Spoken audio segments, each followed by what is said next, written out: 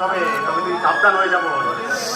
তাহলে এরা সবাই চক্রান্ত করে বাড়ির একমাত্র সরকারি চাকুরে, মানে আমার ভগ্নিপোত প্রলয়কে করবে পথের ভিখারি, আর তোকে করবে চাকরানি।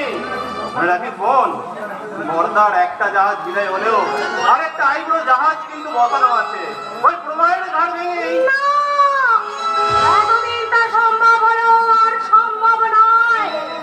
আমার নাম শান্তিলতা, আমি অশান্তির ঝড় বইব, আর সেই ঝড়ে আজ থেকে শুধু প্রলয় বইবে।